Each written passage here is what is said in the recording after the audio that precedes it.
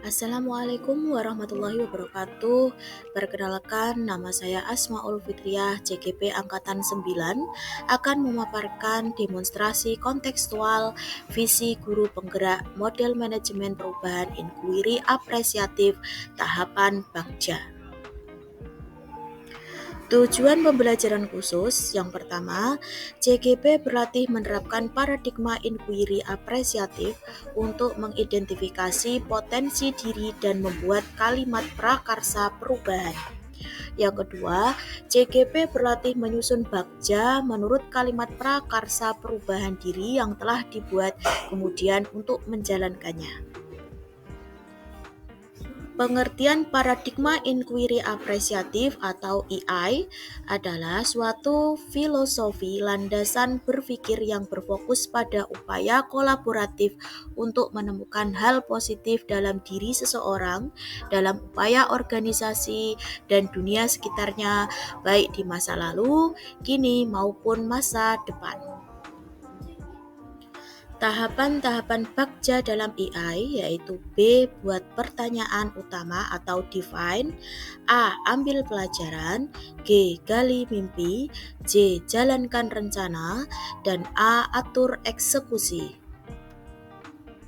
Visi guru penggerak yaitu terwujudnya peserta didik yang unggul, cerdas, kompetitif, inovatif, berkarakter, serta peduli lingkungan.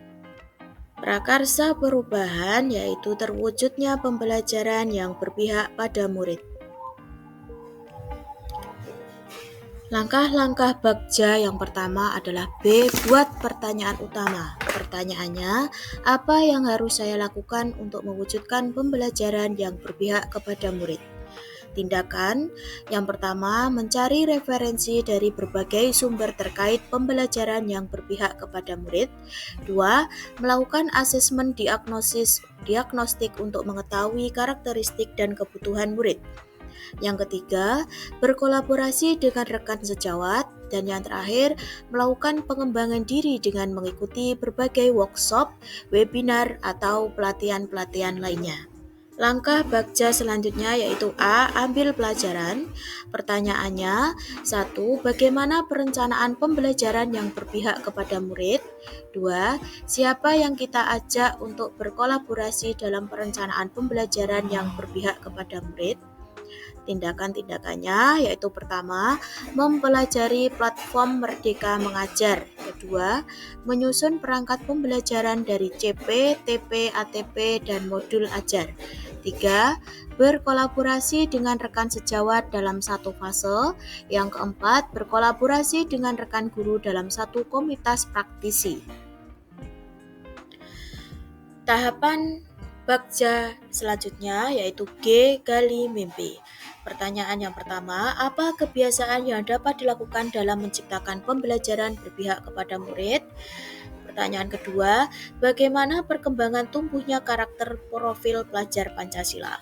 Tindakannya yang pertama, melakukan inovasi dalam menciptakan media dan metode pembelajaran yang menarik.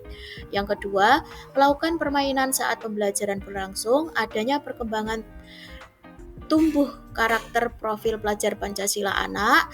Contoh yaitu sudah menerapkan berdoa sebelum dan sesudah pelajaran atau membacakan Asmaul Husna sebelum pembelajaran. Langkah berikutnya, J. Jabarkan rencana. Pertanyaannya, apa ide baru yang saya lakukan untuk meningkatkan pembelajaran yang berpihak kepada murid? 2. Bagaimana orang tua dapat mengetahui perkembangan belajar murid di sekolah? Tindakan saya yang pertama adalah membuat kesepakatan kelas sebelum pembelajaran dimulai agar pembelajaran berpihak kepada anak berjalan kondusif. Yang kedua, membuat buku hubung antara guru dan orang tua agar dapat mengetahui perkembangan belajar anaknya di sekolah dan kemudian diparaf orang tua. Tahapan bakca yang terakhir adalah A. Atur eksekusi. Pertanyaannya, siapakah yang bisa mengarahkan dan memantau perkembangan pembelajaran yang berpihak pada anak? Tindakan saya, yang pertama adalah rekan sejawat dalam satu sekolah. Yang kedua, rekan sejawat dalam komunitas praktisi, yaitu misalkan dalam KKG Mini dan lain-lain. Yang ketiga, kepala sekolah saat supervisi. Dan yang terakhir adalah paguyuban atau wali murid.